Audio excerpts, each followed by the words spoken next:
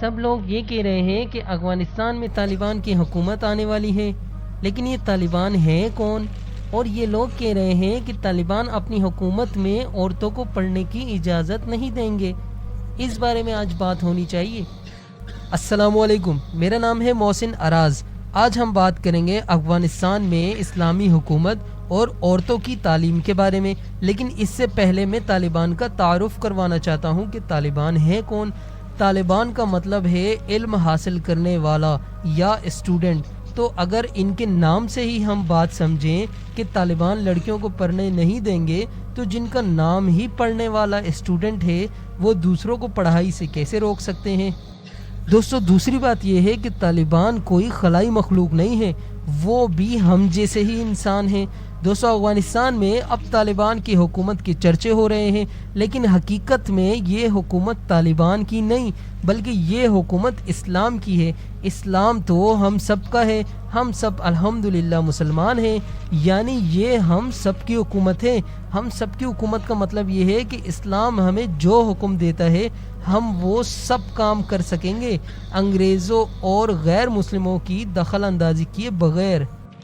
دوستو، طالبان کی حکومت کا یہ مطلب ہرگز نہیں ہے کہ طالبان مسلمانوں کو اب غلام بنا کر رکھیں گے، بلکہ طالبان کی حکومت کا مطلب یہ ہے کہ سب لوگ اب اسلام کے تابع ہو کر زندگی گزاریں گے اور اب اسلام کے مطابق ایک محفوظ اور پاک صاف زندگی گزارنے کا ماحول ہوگا۔ اب اپنے ملک میں اپنی حکومت ہوگی، جمہوری حکومتوں کی طرح امریکہ کے غلامی نہیں کرنی پڑے گی۔ محسن اراز بھائی، لڑکیوں کی تعلیم کے لیے طالبان حکومت کیا کہے گی؟ دیکھیں عبد الرحمن بھائی، میں آپ کو یہ بات سمجھاتا ہوں کہ طالبان ہمیشہ وہی کہیں گے اسلام کہتا ہے۔ اب جہاں تک بات ہے خواتین کی تعلیم کے بارے میں، اور بہت سے لوگ اس بارے میں بات چیت کر رہے ہیں اور انگریز کے دوست اس بارے میں جھوٹ اور غلط فہمیاں پھیلا رہے ہیں کہ اسلام لڑکیوں کو پڑھنے نہیں دے گا، تو دوستو اس بارے میں آپ کو کھل کر بتا دینا چاہتا ہوں کہ اسلام لڑکیوں کو پڑھنے دیتا ہے یا نہیں۔ دوستو، انسان کی ترقی علم سے وابستہ ہے۔ جو فرد علم سے پیچھے رہ جاتا ہے وہ زندگی کی دوڑ میں پیچھے رہ جاتا ہے۔ اب جہاں تک اسلام میں علم کے بارے میں رہنمائی ہے تو اسلام ہی صرف ایک ایسا مذہب ہے جو سچا ہے۔ اسلام نے علم کے دروازے عورت اور مرد دونوں کے لیے ہمیشہ سے کھلے رکھے ہوئے ہیں۔ اسلام نے علم کے راستے میں پابندی ختم کی اور ہر طرح کی آسانیاں فراہم کی۔ اسلام نے خاص لڑکیوں کی تعلیم و تربیت کی طرف توجہ دلائی اور اس کی ترغیب دی اور اس کو ثواب کا کام بتایا۔ آپ کو ایک حدیث بتاتا ہوں۔ حضرت ابو سعید رضی اللہ تعالیٰ عنہ کی روایت ہے کہ رسول اللہ صلی اللہ علیہ وسلم نے فرمایا، جس نے 3 لڑکیوں کی پرورش کی، تعلیم و تربیت کی اور ان کی شادی کی اور ان کے ساتھ بعد میں بھی حسن سلوک کیا تو اس کے لیے جنت ہے۔ دوستو، جہاں تک اسلام میں عورتوں کی تعلیم کے معاملے کی بات ہے تو ہمیں صحابہ کرام کے ساتھ ساتھ صحابیات بھی علم کے میدان میں بہت آگے نظر آتی ہیں۔ علم سے بھرپور صحابیات جن میں حضرت عائشہ رضی اللہ تعالیٰ عنہ، ام سلمہ، ام حبیبہ، فاطمہ رضی اللہ تعالیٰ عنہ بہت نمایاں ہیں۔ حضرت محمد صلی اللہ علیہ وسلم نے کیا فرمایا ماں کی گود سے لے کر قبر تک علم کی طلب میں لگے رہو۔ ان باتوں سے یہ بات ثابت ہے کہ علم حاصل کرنے کی کتنی اہمیت ہے، اور یہ مرد اور عورت دونوں کے لیے ہے۔ دور نبوت کی عورت کو اسلام نے بہادر عورت صرف علم کی بنیاد پر قرار دیا۔ اس دور کی عورت بھرپور علم رکھتی تھی۔ حضرت عائشہ رضی اللہ تعالیٰ عنہ حضرت ابو بکر رضی اللہ تعالیٰ عنہ کی بیٹی تھیں جن کی ذہانت بہت زیادہ تھی۔ صلح حدیبیہ کے موقع پر حضرت ام سلمہ رضی اللہ تعالیٰ عنہ کے مشورے نے ایک بڑی مشکل کو آسان کر دیا تھا۔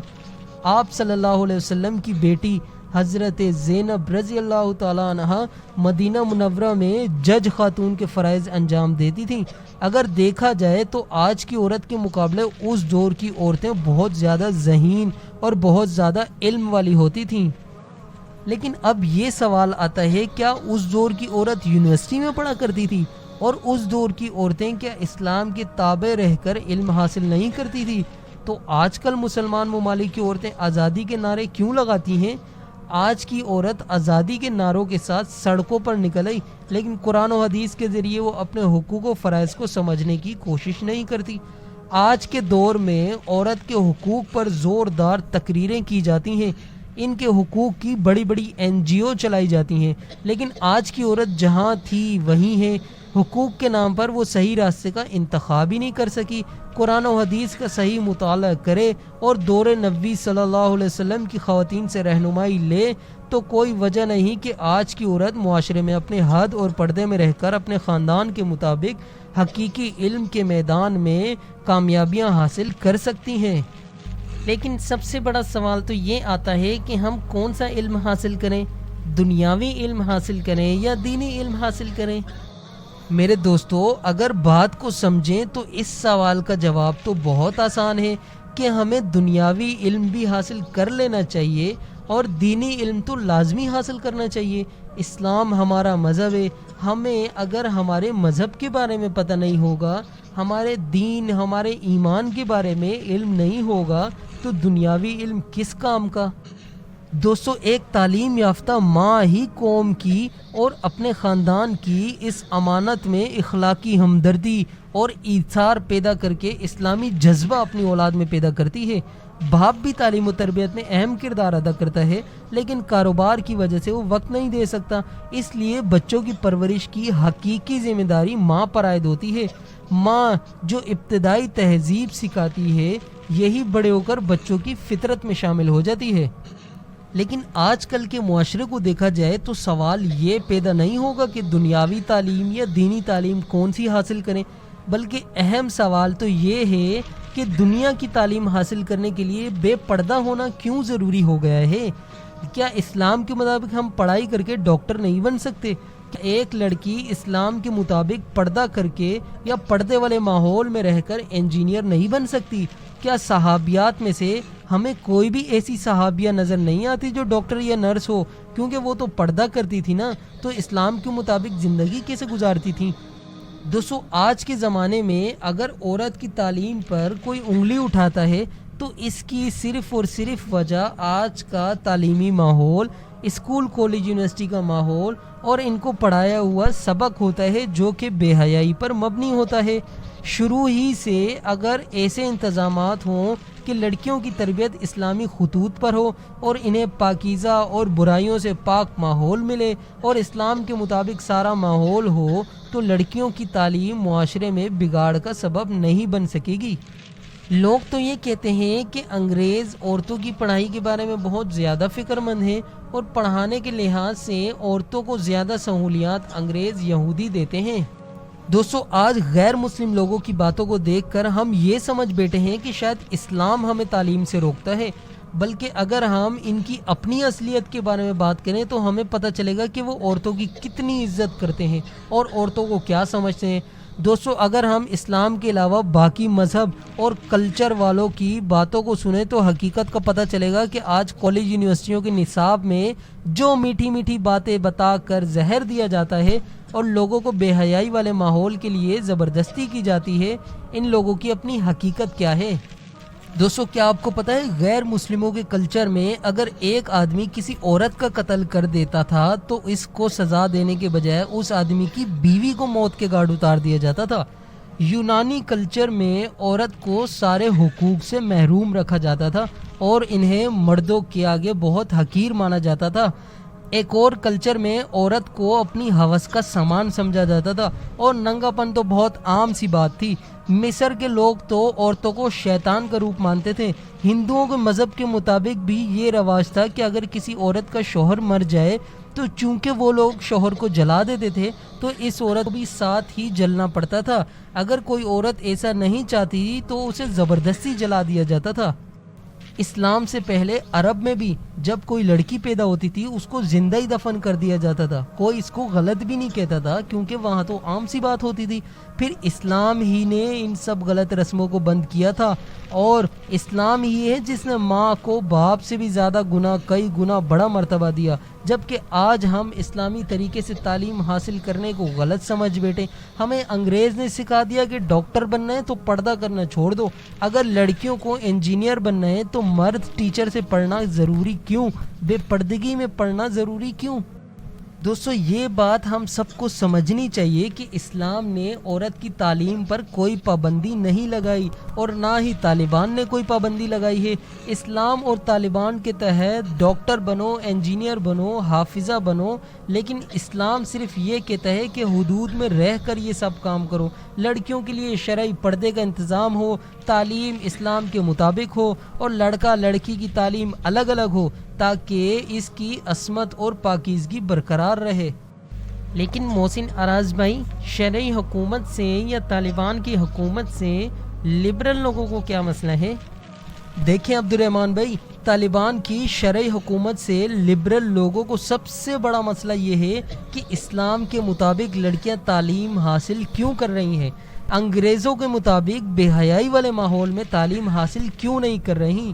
اسلام تو یہ کہتا ہے کہ اپنی عزت بھی رکھو اور ڈگری بھی حاصل کرو، لیکن پردے میں رہ کر اپنی عزت سنبھال کر اور اللہ کو راضی کر کے آپ ڈاکٹر بنے، انجینئر بھی بنے، اس پر کوئی مسئلہ نہیں ہے۔ لیکن یہودی اور بے پردگی کے دائی یہ چاہتے ہیں کہ انجینئر بنے لیکن برقع نہ پہنے، ڈاکٹر بنے لیکن پردہ نہ کریں، تاکہ دنیا اس سے راضی ہو لیکن اللہ اس سے راضی نہ ہو۔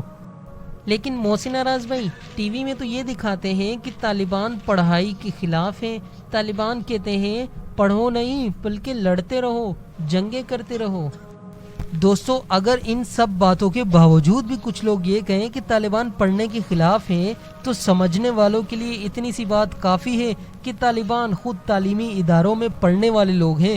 طالبان کا مطلب ہی یہ ہے کہ طالب علم تو وہی ہوتے ہیں جن کو پڑھنے سے محبت ہوتی ہے، اور جن کو پڑھنے سے محبت ہوتی ہے وہ پڑھنے سے روک کیسے سکتے ہیں؟ بات اصل میں یہ ہے کہ جن ڈگریوں کو حاصل کرنے کے لیے ہمیں بے پردگی میں زندگی گزارنے کا کہا جاتا ہے وہ اصل میں یہودیوں کی ایسی چال ہے جسے چینی میں زہر ملا کر ہمیں دیا جاتا ہے، جس کے ذریعے ہمیں ایک ڈگری کا پرچہ دے کر ہم سے اسلام چھین لیا جاتا ہے۔ کیا کوئی غیرت مند باپ بھائی اس کی اجازت دے سکتے ہیں کہ اس کی بیٹی یا بہن کسی غیر مرد کے ساتھ رنگ رلیاں منائے، جب آپ میں اور بلکہ غیرت مند کافر بھی اس کی اجازت نہیں دے سکتا؟ تو طالبان کو ملامت کا نشانہ کیوں بنایا جاتا ہے کہ طالبان پڑھائی سے روکتے ہیں؟ وہ تو بے حیائی سے روکتے ہیں۔ دراصل یہ ایک جنگ ہے، اسلام اور کفر کی جنگ صرف توپ اور ٹینک سے نہیں ہوتی بلکہ قلم اور کتاب سے بھی ہوتی ہے۔ یہ دونوں جنگیں تا قیامت ہمارے اور کفر کے درمیان جاری رہیں گی۔ اس جنگ کے خاتمے کے خواب دیکھنے والے اس دین کی حقیقت کو جانتے ہی نہیں ہیں۔ دوستو طالبان نے اپنی بچیوں اور عورتوں کو کیسی تعلیم دینی ہے یہ طالبان بہت خوب جانتے ہیں۔ امی عائشہ صدیقہ علم حدیث، فقہ، ادب، عربی اور تاریخ کی ماہر تھیں۔ بی بی رفیدہ بہترین ڈاکٹر اور نرس تھیں۔ ہماری پرانی اور نئی تاریخ قابل ذکر اور لائق تخلیق تاریخ ہے۔ ہم مسلمان ہیں، ہمارے پاس کتاب ہے، ہمارے پاس پیغمبر ہے، اپنا کعبہ ہے، اپنا نظام تعلیم ہے، ہمیں کسی سے بھیک مانگنے کی ضرورت نہیں۔ یہ کافر جانوروں سے بھی بدتر ہوتے ہیں۔ یہ صابن کی ایک ٹکیا اور شیمپو کی ایک بوتل بیچنے کے لیے اپنی ماں، بہن اور بیٹی کی عزت پامال کر دیتے ہیں۔ ان کی ننگی تصویریں اشتہارات میں استعمال کرتے ہیں۔ یہ ہم سے بھی یہی چاہتے ہیں کہ ہم بھی اپنی عورتوں کی عزت اس طرح خراب کر دیں، لیکن ہم مسلمان ہیں، ہماری عورتیں شہزادیاں ہیں، کوئی عام عورتیں نہیں ہیں۔ ہم تو وہ قوم ہیں جو اپنی عزت و ناموس کے تحفظ کے لیے دشمن کی کھال ادھیڑ کر رکھ دیتے ہیں، تو ہم مسلمان اور یہ کفار کیسے برابر ہو سکتے ہیں؟ دوستو خلاصہ بس یہی ہے کہ طالبان تعلیم کے خلاف نہیں ہیں، بلکہ طالبان ان کاموں کے خلاف ہیں جن کاموں کو اللہ نے منع کیا ہے۔ ہمارے نبی نے جس تعلیم کی بات کی وہ تعلیم ہم نے حاصل کرنی ہے، جس طرح سے نبی نے کہا اس طرح سے حاصل کرنی ہے۔ امریکہ اور جمہوری لوگوں کی غلامی نہیں کرنی۔ اب اگر ایک خاتون یونیورسٹی میں بچوں کو یہودیوں کا سبق سکھائے، اسلام سے دور رکھے اور کہے کہ اسلام یا طالبان اگر منع کرتے ہیں تو میں اس کی فکر نہیں کروں گی، تو یہ تو اس کی کم عقلی ہے۔ کہ انگریزوں کی لکھی ہوئی باتیں اپنی اولاد کو سکھا رہی ہے اور اسلام کے مطابق زندگی گزارنے کی باتیں اولاد کو نہیں سکھا رہی. یہی تو جاہلیت ہے. کافروں کی تعلیم والے سسٹم کی کیا ضرورت؟ ہمارے پاس پورا نظام حکومت اور تعلیم و تربیت کا سسٹم موجود ہے الحمدللہ. اسی اسلامی نظام کی خاطر اتنی لمبی جنگ کی ہے اور اب تک طالبان تھکے نہیں. کفار کو چاہیے کہ وہ طالبان کے نظام کو قبول کریں اور مسلمان بن جائیں، اور جو جمہوریت کے راستے پر لگے ہوئے ہیں ان کو بھی چاہیے کہ اب سیدھے راستے پر آ جائیں، اس نبی پر ایمان لائیں جس کی خوشخبری حضرت موسیٰ علیہ السلام اور حضرت عیسیٰ علیہ السلام نے دی. طالبان جمہوری تماشوں پر ایمان لانے والوں میں سے نہیں ہیں.